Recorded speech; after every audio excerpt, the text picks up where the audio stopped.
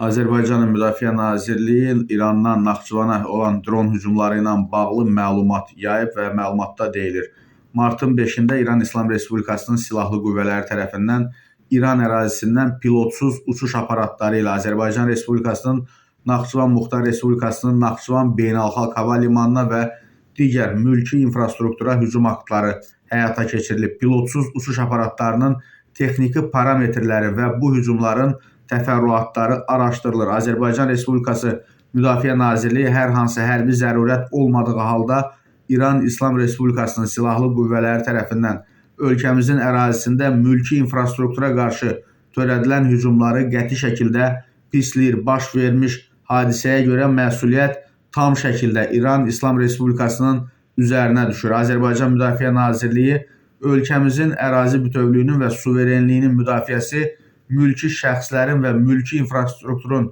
təhlükəsizliyinin təmin olunması üçün zəruri cavab tədbirlərini hazırlayır və bu hücum aktları cavabsız qalmayacaq.